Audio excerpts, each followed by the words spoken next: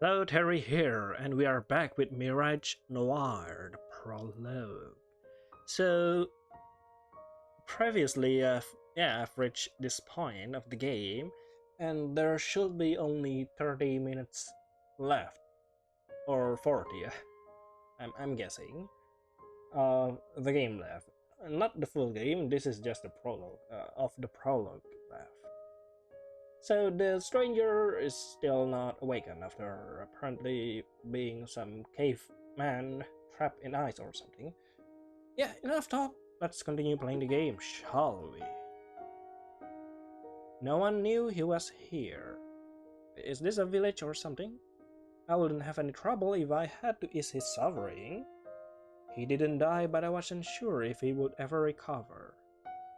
Perhaps I was too optimistic. I should leave him under. Hello, you're not too optimistic. What the frick, you call this too optimistic? Where he could just silently drift away in the cold. I was conflicted. I really wanted him to leave, but I preferred not to prolong things unnecessarily. I couldn't have this sort of commitment. Yeah, I mean, having a 6 feet unconscious baby in your home is really inconvenient indeed. I live here alone, I had other responsibilities. Yeah, I understand totally. The village relied on me. Now I don't understand that. No one relies on me. Oh. I wouldn't mind if he was somehow dysfunctional, but could help me physically with daily duties. What? There was no helping him if he was in a coma. Just stop it. I knew living here wouldn't be easy. Life was full of hard choices we needed to make. The countryside was harsh. It made you look at things from a very pragmatic, sometimes cruel point of view. However, this shouldn't be an excuse. I wiped my face with a shaking hand. There was another way, but it wasn't my forte. If I wouldn't succeed, nothing will change for him. Not much risk for him, but it was a huge danger for me. What is it? I wasn't sure if I should risk my life for a stranger. No. Tell me first, what are you talking about? I sighed heavily as I stirred the potato porridge that already went cold. Oh, so do you mean the potato porridge? Is it poisonous and you have to drink it or something in order to wake him up? But that seems too far-fetched. Why did I have to put myself in such a mess? I regretted the decision I made that night. I should have stayed home and... I was the one who brought him here, so I had to reap what I sow. Indeed. The ceremony would be performed tonight. Ceremony? Interesting. Hello? Anyone there? There we go. The floor creaked loudly when I nervously paced around. Look at the lighting. I love that. Like red stuff and the orange stuff. I tried to elevate the body of the unknown man, but it wasn't easy. His head fell limply onto the shoulders. Arms dangled like a shirt, carelessly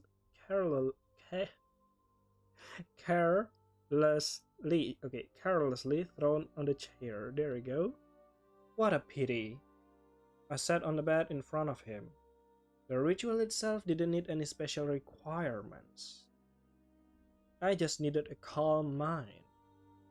I glanced at Paul. I think it requires a special requirement because you endanger your life, you said. Is that not special? She was full of doubts. Her big eyes stared deeply within me. There you go. She hoped everything would be okay. I silently nodded. Ah, so that's how our character looks like. Vienna. Relax, calm your mind, and clean your thoughts. Deep breath. I quietly listened to my surroundings. The wind ran through the snowy meadows. I could hear a wire in a stove. It carelessly slid down from one trunk to another. Paul rested in the corner. Her breath was almost unhearable. My heart was steady.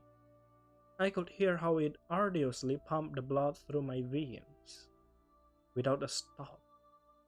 Thump, thump, thump, I quietly whispered. I am the master of my body. Thump. Every muscle, every nerve is obedient. I'm not sure about that. Have you tried to drink a glass of cold milkshake? Yeah, try to drink a glass of cold milkshake quickly. And it will show how your body is very not obedient. Thump. Look at the eyes though. Your breath is getting deeper. Thump. You become ethereal. Oh. Thump. Lightness, your body is acquiescing to your will. I don't know what that does that mean. The you are free. Ditch your human body. I am no longer cringe. Uh-huh. You rise slowly from the shell beneath and look at the beautiful man in front of you. Oh, you notice that his soul is conscious, but unable to synchronize with the body. Your attention is caught by the red spot that looks like a small grain. That doesn't look like a small grain at all, that's huge. You got close to him as you try to take it out. It won't budge. You need help. How? Fight. The red matter reacts and you feel slight stinging pain. You won't give up. Fight. Oh, the pain gets more intense, but you will not back off no matter what. Fight, Vesper. Vesper. Ah, there you go. Oh god, oh, that was bright. The soul of the stranger starts to glow with a white light. That's one of the most excellent bright glowing with light thing that I've ever seen. You quickly draw out your palm as the red matter simply disappears. Just like that. A sharp pain strikes you and the world goes dark. Hello? Terrorose, my old friend? Is that you? No, apparently it's not you. I got back to my body quite rapidly. A gruesome sensation overwhelmed my nerves. The scene I witnessed during the astral projection confused me. No wonder the stranger wouldn't wake up. The parasite that fed upon his soul was quite ferocious. I remember the gruesome sensation when I tore it out. I shuddered with disgust. A pulsating headache engulfed my temples. The pain was worse than my usual migraines. I carefully sit near the man to observe if anything changed. He regained his consciousness. The pale skin shone from the droplets of sweat. His breath was still a bit heavy, but it was within the norm. Finally, he opened his eyes. That was rather easy, and not that life-threatening at all. They had a lively green shade. I unconsciously stared at them. Confusion was the first emotion that appeared on the stranger's face. Fear was the second one. Nevertheless, he remained silent. The man observed my every move and gesture with a great attention. He behaved like a scared animal that noticed its huntsman. I got up gradually. I didn't want to stress him more. I think Paul will stress him. Saying Paul, he smiled weakly. Looked like he noticed my effort. It made me feel a bit more confident. Paul observed us from the shadow of the room. The white-haired man was silent. How are you? His pupils dilated a bit. He shyly broke the eye contact. Do you understand me? He stared at the featherbed as unknown words were escaping his mouth. It sadly confirmed my concerns. He is not from this country. If he couldn't understand me, maybe I should feed him. Food was an universal language after all, indeed. I gently pat his shoulder. Right, are you sure that patting is a universal language? It could mean a sign of trying to fight, in his country. See? Oh, okay, no. Breaking personal space made him jump a bit. I turned away slowly. The kitchen was right in the next room. I wanted to prepare something easy to digest. There was a touch. He cuffed my hand with his cold palm. This sudden move surprised me. I lost my balance when he pulled me softly. Ooh. I didn't have much energy left in me, but I still tried to get up. Ah, his grip tightened. Oh, look at that. He didn't intend to let me go. I was astonished by this insolence. I can see that in your face. I didn't struggle, but I glanced at Pao in a hope she'd give him a good scare. My familiar didn't intend to help me. You little... In fact, she was amused. Okay, let's refrain from using curse word here, shall we? Why you? I cursed at her in my mind. Well, since she didn't intend to help me, it was the right time to be more abrupt. I stared at the man with anger and disbelief. How could he behave like that? Behave. It was rude. His smile became wider.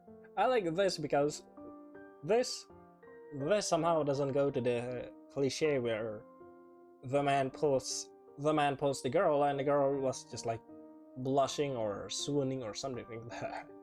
I like this. Yeah, it's just different from the usual cliche with this kind of visual novel atmosphere, I mean. I don't think he understood my anger because he moved closer. How could he not understood anger? It startled me. Have you tried punching? Look at that. I passively anticipated his next move. You know, this is... Is this a harassment? You can attack him, you know? He didn't look like a helpless person anymore. Instead, his presence was rawer. Inhale. Exhale. Everything was weird. Indeed. I feel weird watching you too. I didn't behave rationally, but I couldn't do anything about it. A stunning sensation struck me deeply.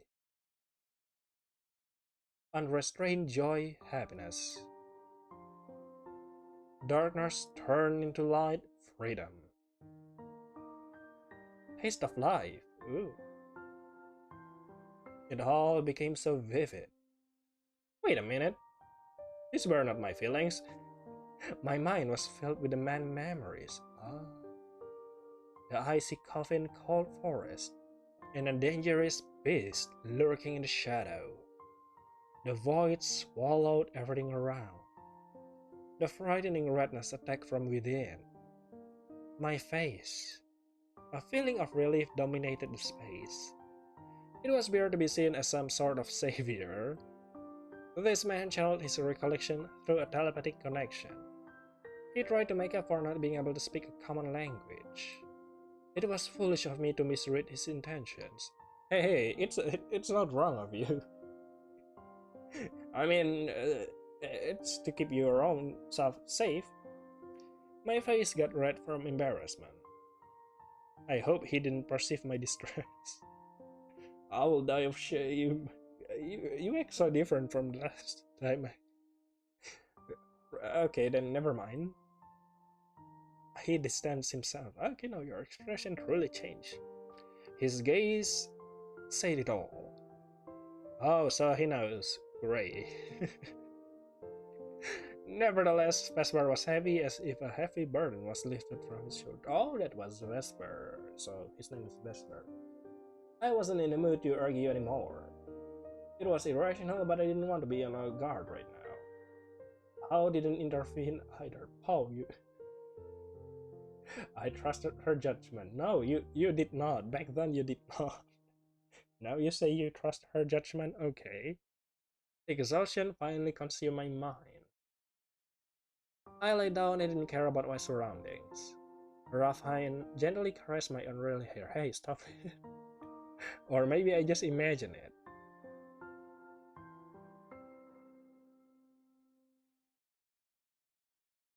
Uh-huh. This is kinda sweet at one point, but at another point it's kinda sus. It's kind of something that you doesn't do to stranger in public. I regained my consciousness. Or in private. strangers. I was alive. Everything that unfolded after my awakening was blur. Blur because I wasn't able to perceive it for long. Oh, this is Verger, right? Fesker. The world was torn from me by the golden-eyed creature. I was back to where I came from. Sometimes I thought that this thing had a mind on its own, created just to toy with me. It teased me with the possibility of getting out, a place where I was stuck between everything. Life, death, time, and these were the things I longed for as long as I was allowed to remember. I would rather be dead, torn to pieces by that wild beast, ripped apart by its sharp teeth and rough claws. Yet I floated here again. My body was still alive. I was allowed to feel a bitter regret. There was no way to count days in this pitch-black hollow place. I have no idea how much time passed since that brief comeback to the outside world. The only thing that slightly changed was the fact that I no longer felt the deadly coldness. My surroundings were warm and cozy. Maybe something changed after all. No, forget it. I wouldn't be here if that was true. Hope was useless. Soon it would all disappear anyway. I know the rules very well. Know the rules and so... Wait, it's you know the rules and so do I. Hell yeah, get rickrolled. I wasn't granted the right to have any specific memories. All will be eaten. All will fade. Nothing was sacred to that gluttonous parasite. All that was left was a basic knowledge of how to interact within society or other meaningless things. It only strengthened my longing after a normal life. Now, even if I knew about my awakening, the chance I would lose those memories was high. Or maybe it wanted me to remember so I could feel more miserable. Yes, it was possible. I did have some of those unclear and obscure memories that didn't make any sense. I knew I had a life. My aimlessness was abruptly interrupted. Yes, indeed, the music was cut. And boom, we are awake. Something weird happened to the space around me. There was a deformation. It changed. It flashed. My eyes were struck by astonishing colors that I have never seen before in this dangerous place. A vivid red appeared in the area of my chest. It pulsated in a weird, arrhythmic sensation. A sharp pain pierced my dull sense. I tried to shake it off, but it was pointless. So I did what I was good at. I surrendered. Oh wow, such a good thing to do. Such a skill. It wasn't that uncomfortable once you didn't struggle. The itching pain was somehow familiar. It always accompanied me, but I blocked it out. There was probably a reason for this, but I didn't care. No point, it would only bring me disappointment. I wanted to be idle again. I wanted to return to Monkey, but I couldn't. The sharp pain cracked me again. Fight. That one simple word shattered the silence. The red pulse intensified together with a burning sensation. So this was Fergar point of view when this happened. Burger. The state of surprise, like don't give up, quickly turned into a desperate determination. I wanted to get out after all. I really did. I longed for freedom all this time. Any type of freedom. Be it death, be it life, anything. The more I struggled, the worse it got. Come on, Fergar, you can do it. I had an urge to get rid of the redness that clung to me like a parasite. I mean, I already know that you do it, but come on, you can. I grasped it with my hand and tried to yank it out. To my bewilderment, a transparent, delicate palm also tried to rip the red point from my chest. Fight, Vesper! Oh, Oh, it's Vesper, not Verger. See, the name Vaughn wasn't so good at being read at. I seized the Crimson Core even stronger, so yeah, it could be my fault. Our hands excluded each other in this blackness, but somehow we fought together to achieve the goal. Giving up was not an option. Never gonna give you up. Got rickrolled again. The Scarlet Grain gave up and disintegrated into pieces. Just like that.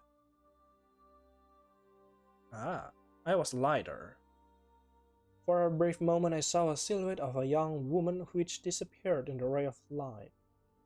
The darkness mellowed.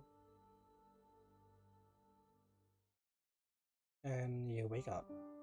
I saw my real surroundings. A man lied in bed right next to a curled up girl. Her body radiated with a soft warm light while his body was no different than a lifeless object. The main face was calm and absent. His hair was messy too. I didn't wait long before I slipped into my rigid shell. And then what? What can I say? Being suspended between life and death definitely had some pros. I didn't have to bother with controlling my rusty body. The first thing I experienced after coming back was unbearable heat, even when my hands were covered in cold sweat. I didn't feel this shritty last time I woke up. Probably. I stopped thinking about myself and I remembered that there was a girl right next to me. She didn't look great either. Her expression was twisted and her fists were clenched tightly. I slowly moved my fatigued body. I wanted to check if she needed any help. Oh, then I saw them. The golden eyes lurked from the dark. The one that stared at me in the forest. I froze. My heart raced like crazy. I anticipated the attack, but no such thing happened. Instead, a massive beastly head emerged from the shadow. Its eye observed my movement carefully. When it got closer, I noticed that the beast was in fact a giant cat. I don't know if that's how you're supposed to describe a snow leopard, but okay. I couldn't recall its species, but I was sure I saw it in my cloudy past.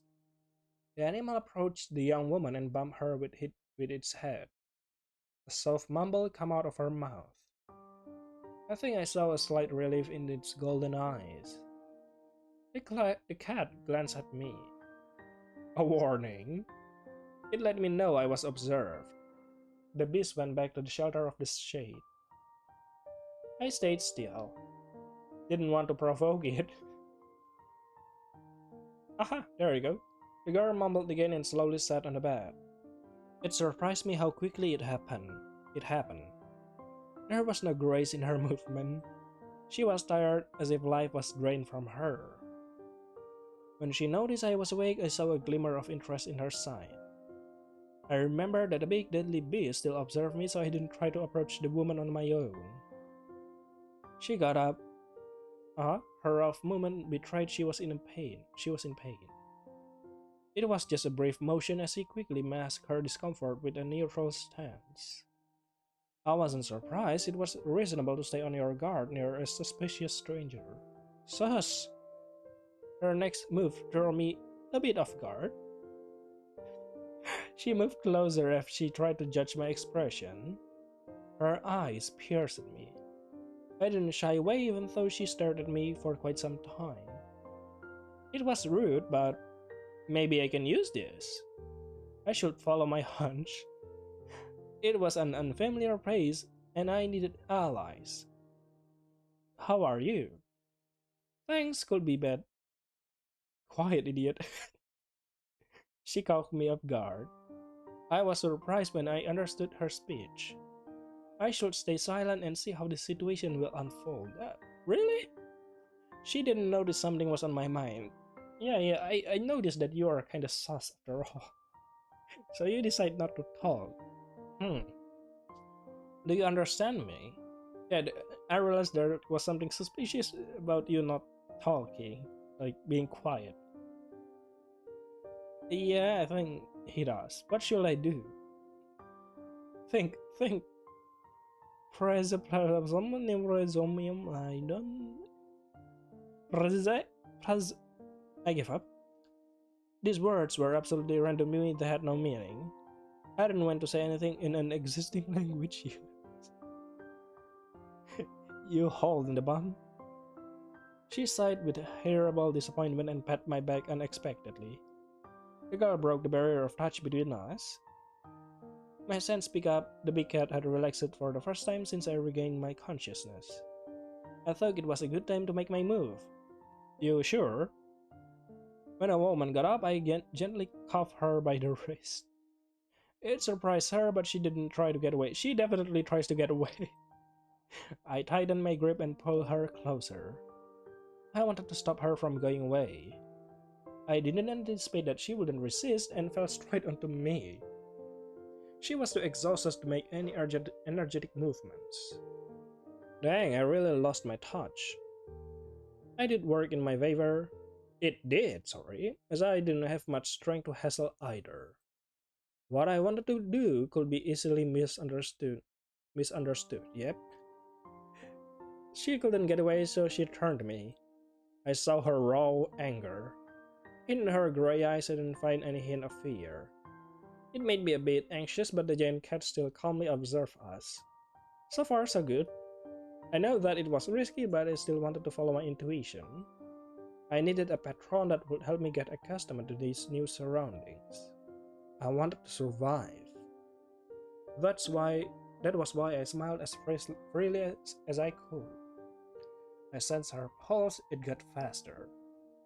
Pupils of her eyes widened as curiosity fought with her fear. It all was so easy, what do you mean? I learned closer to rattle her emotion, Dang you. For me, it was just an act, but I wanted to be convincing. For me... What? I tried not to be distracted by her soft lips.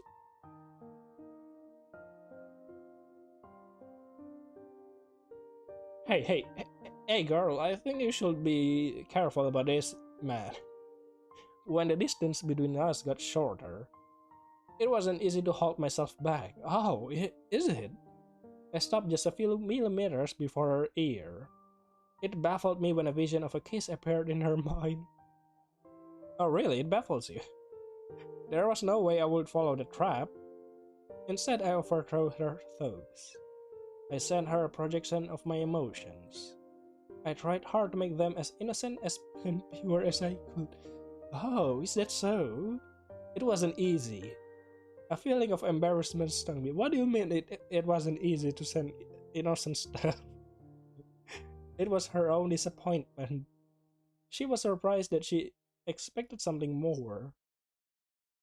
I backed away so she could see my face. She realized I knew about her inner conflict. I shouldn't do it, but I couldn't help myself.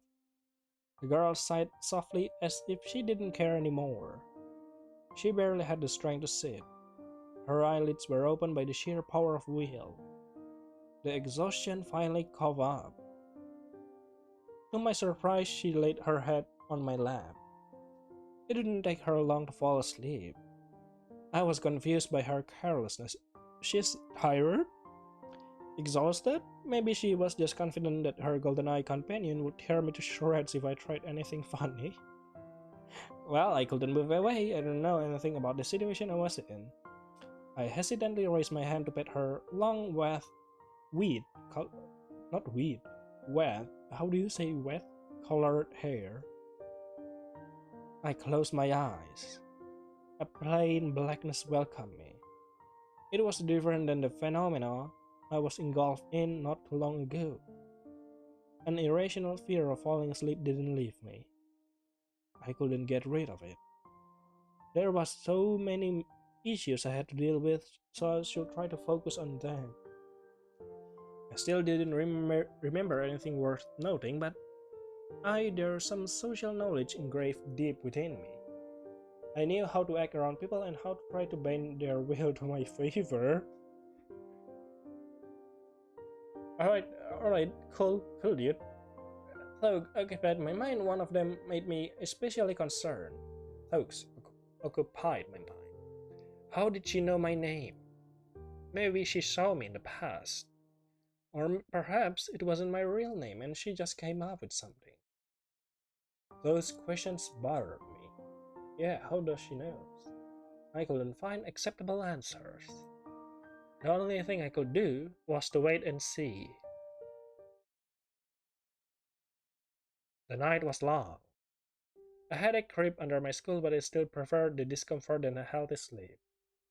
Sometimes it intensified. It got even stronger when a certain memory popped into my head.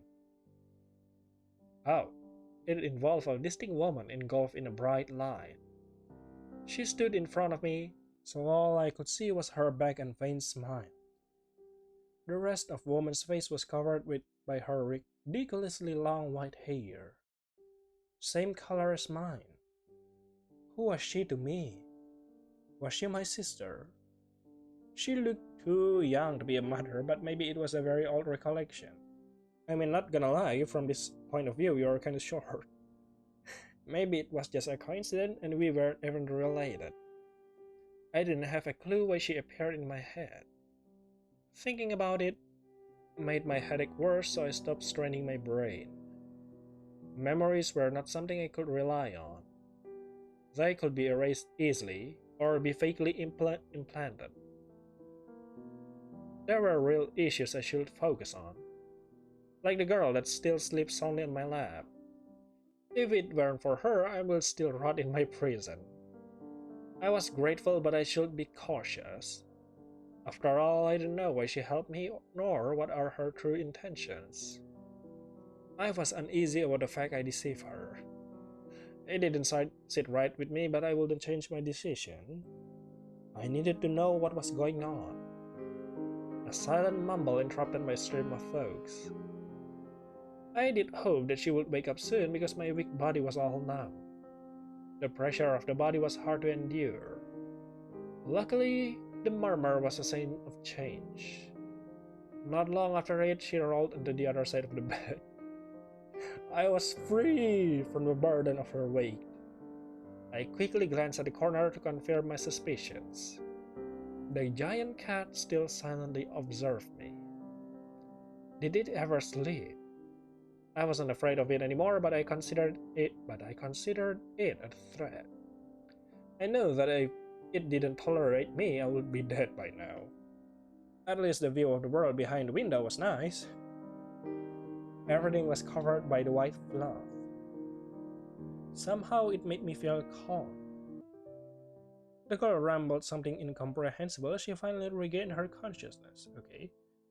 Dark circles formed under her slightly puffy eyes. At first, she just lay down and watched the ceiling with a funny look on her face. I remained still because I didn't want to interrupt her morning routine. After a while, she turned into my direction and our eyes met again. Okay. Her reaction made me perplexed. I thought that she would be at least a little shocked, and me too. There was no gasp, no running away, not a single puzzlement. Interesting. Are you hiding something? She acted as if everything was normal. How, don't be ridiculous. Go outside and hunt something. You are sitting on your lazy ass all this time. I blinked. For a brief moment I thought that she was talking to me because when the girl spoke, she didn't bother to avert her gaze. The big cat moved from its lair and lazily approached its master. A dissatisfied purr came out from its throat. The vibrating noise climbed my skin and gave me goosebumps. It didn't last long since the beast left the room shortly after its morning greeting. So what should I do with you now? The tone of her voice was crabby. Today she was different, confident even. My presence annoyed her. I didn't have a chance to pull a stunt from yesterday. It was time to change my strategy. I had to play dumb. She sighed heavily, which seems to be her usual manner. Then she presented herself. Vienna. It was a nice name. I tried to look confused and lost by her words. She didn't give up. Vienna. Vienna? I repeated after her. I didn't want to look that stupid. I mean, you are. She smiled happily and pointed her finger at me. Vesper. Vesper? I wanted to sound unsure. You sound pretty sure to me. A feeling of embarrassment stung my pride. She clapped her hands enthusiastically. Somehow she regained her good humor. Excellent. So if we manage to go smoothly through the introduction, I have to admit that you're not as dumb as you look. You catch things quite quickly, so I hope that you will get well soon and start doing manual labor for me. She blurted out all these words fast. There was a wide smile on her face. She mocked me, yeah, I can see that. It made me boil, but I remained calm. I know I should be careful.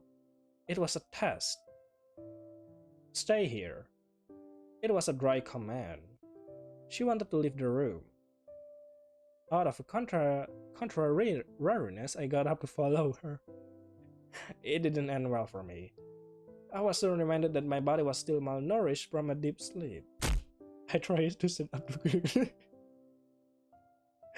This reminds me of the meme where when you play a game for 12 hours, or when you sit for 12 hours and stand up too quickly, instantly feel disoriented. The result was easy to imagine as I loudly fell down soon after. Disgraceful. At least it was ferocious. Vienna immediately stopped and ran towards me to help me stand up. She was quite strong. I was surprised when she aided me with no trouble. I definitely was heavier than her. Her body frame was slim, so how on earth she helped me without breaking a sweat? Fear on her face smoothly changed into discontent. Muscles. Under those arm cover, those are muscles. She made it clear that I mustn't get up using very verbal words.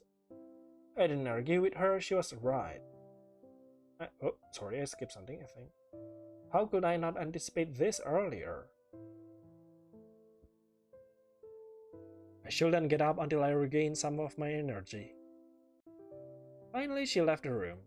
She made a noise in the next room. Those sounds were quite familiar to me. Was she in the kitchen? After a while, I could smell something tasty and my stomach reminded me of its existence.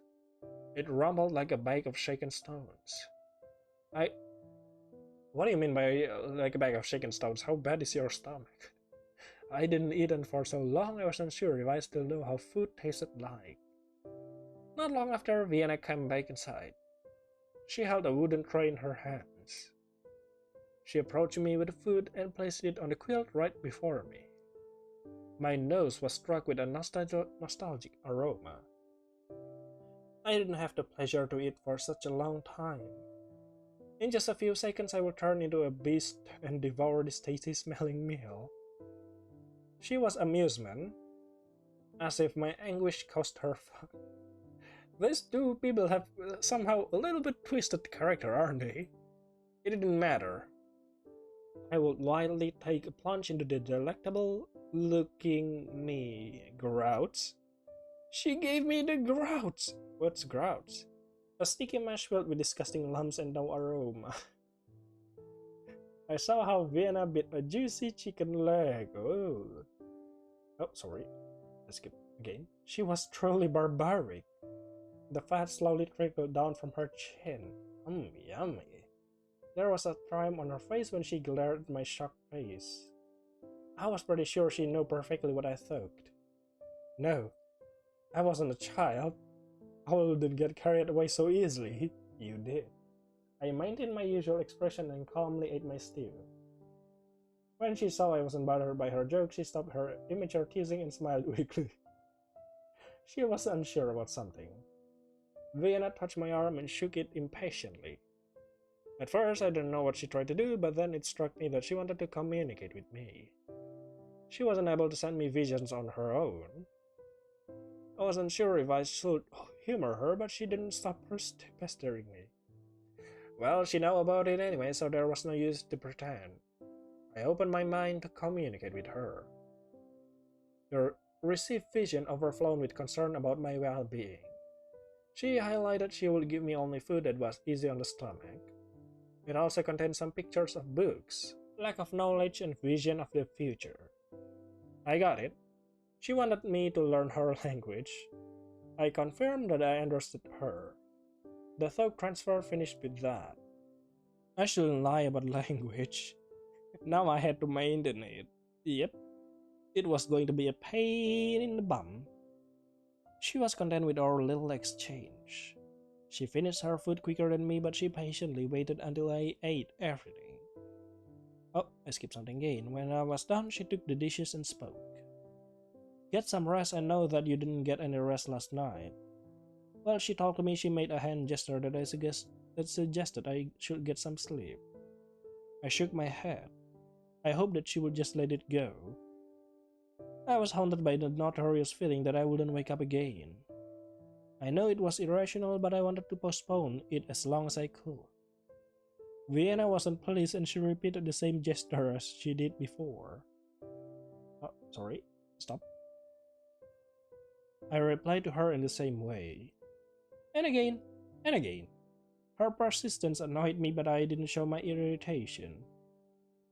Vienna gave up after a while. I was relieved she finally accepted my decision after a dozens of tries. She took the tray and walked out of the room.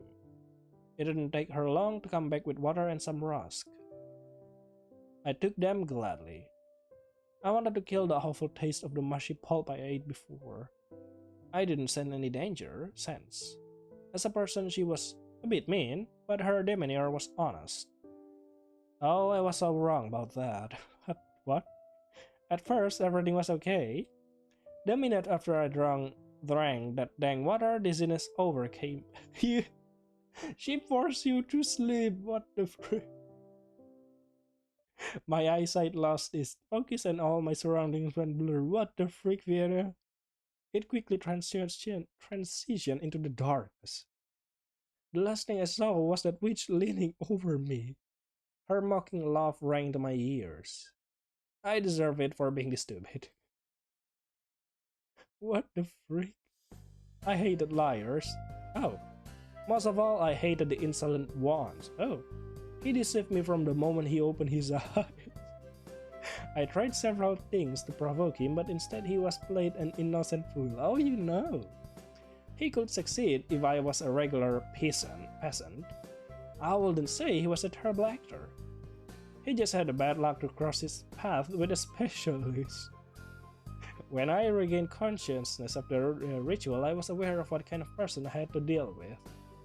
He exposed himself and he tried to affect my emotions. What the? This visual novel started to become one of those reverse card thing, like reverse, no, you. I wasn't able to guard myself as I was exhausted from my astral journey. Vesper flawlessly read my state of mind and used it against me. Yes, he made one big mistake, yet he left the entrance to his psyche unguarded. At first, I had an impression he was an experienced soul linter, so I couldn't quite understand why he made such a basic mistake. How could I not use it to my advantage? I didn't plan to deceive a decent person after all. If it's a decent person. Though I had to admit, I was amazed how dedicated he was into keeping up the facade. He really did stick to his initial plan of acting like an idiot. His face was spectacularly dumb when we went through the introduction, so that's why you're having the smug grins. Gods, it made me mad. I was slightly satisfied when he got out of the bed and fell down straight into his stupid face. His action did startle me and I actually got scared he would get hurt. I was still tired, but I didn't hesitate to draw some nearby energy to strengthen my muscles. He didn't protest when I helped him get back to the bed. For the first time, he felt the limitation of his malnourished body. When I was sure he wouldn't try anything stupid, I left the room. Maybe I should cook something fancier. Yesterday I got some chicken meat from the blacksmith wife. When everything was ready, I took the food and carried it to the room. His expression was priceless. It was so hard for me not to burst into a mean laughter. Somehow I managed to maintain a calm posture and conducted the rest of my plan. No, you did not. You definitely have a menacing grin on your face. Back then, I approached him calmly and placed my palm on his chest. A soft, helpless look should do the trick. I urged him to open a connection between us. His invitation was crucial. After a while, I got it. I sent him a vision of what was going to happen in the near future. Nothing that actually mattered, but it was a good smokescreen. My true agenda was to gain some knowledge about him and his past. The only helpful intel I got out of him was a blurry memory of a white-haired woman. Somehow he could also speak several languages, including mine. Interesting. I know he lied, but I actually pitied him. There was nothing more. Most of his memory was wiped clean. So this was the price he paid. Inconvenient, but could be worse. At least wasn't something that would cripple him for life. It was an immediate trade-off. But he really was a scumbag. The fact he bluntly lied from the very first moment was undeniable. My intentions weren't pure either, but now I didn't have to feel bad about that. Still, he probably behaved like that purely on instinct. The fear of the unknown was strong within him. The prison he was trapped in for all those years was not something I envied. Something changed. The air around me got static. Something bounced off my mental barrier. I am tempted to search through the memories I had, but he went away empty-handed. Why was he so sloppy? It was unthinkable. If only Chambira could see this, she would have rolled her eyes too. It was the time to stop these mind games. I found everything I wished for. For a person who didn't see food in a long time, Vesper ate quite slowly, carefully chewing every portion. I anticipated he would devour his dish in a more raw manner, but no such thing happened. Instead, he held his spoon like a noble. The manner he raised the spoon to his mouth was quite refined. He reminded me of all those elegant people I have seen in my past. Most of the guys who live around here would just take the spoon, ate vigorously until they were full, and quaff their meal with lots of beer. There was a certain charm to his mannerism. He could be someone high-born, or at least acquainted with rich folk. Oh yeah, richness! There was nothing in his mind, but maybe the man's habit would tell me the tale. I noted that I should keep a closer eye on his body language. My irrelevant thoughts absorbed me. I didn't notice when his bowl was emptied. When I gathered the dishes, I used gesture to suggest he should get some sleep. He smiled and shook his head. He didn't plan on following my request. I tried again, but the man was just too stubborn. Oh, sorry. In his case, the fear of falling asleep was understandable. Still, he should get a rest. Why do I keep skipping? Sorry. I had to use something a bit more drastic. If he couldn't confront his fear, he just needed that one encouraging push. Yeah, I left the room and leisurely searched for a specific item in my cupboard. Ah, here it is. From the back of the shelf, I took a little flask which contained a white powder. I opened it carefully and inserted a bit of the substance into a prepared glass of water. It vanished with a silent face. I got some rusk to mask my true intentions. When I approached him again, he didn't suspect anything. He took the water and gulped it down. He really was thirsty. If I were him, I would be at least a bit doubtful. Weird man. It was going to be a valuable lesson for him. Oh, about the time. I saw a faint shadow of fear on Vesper's face. The glass he was holding silently slipped onto the sheets. I did try to contain my laughter, but I couldn't. I didn't care if he wouldn't trust me when he wakes up. There was no way he would go to sleep on his own. He needed a shock therapy. The dose I gave him should let him sleep soundly, sleep soundly for quite some time. There was a lot to do and he wasn't easy to deal with, but I allowed myself to be optimistic. Now I know he was fine and his skill could be an useful asset in the future. First, I should collect some clothes for him first. I didn't think he would be satisfied with wearing my old night gowns. Maybe I could get some of December's old clothes they had a similar bodies build. There also was this little charade with learning the language. Chambira used to give lessons, so she should have useful books. I smiled as I planned on a few surprises for Vesper. I wanted to amuse myself a bit longer. Okay. There was no paralysis, no overpowering darkness. I didn't drown in the depths of nothingness. The dream I had was a light normal. To me it was a real feeling. It wasn't very original. I dreamed about a grassy meadow with red poppies and blue cornflowers. They were laced between washes scorched by sun, grass blades. As I lay down, I observed the white clouds that floated above my head.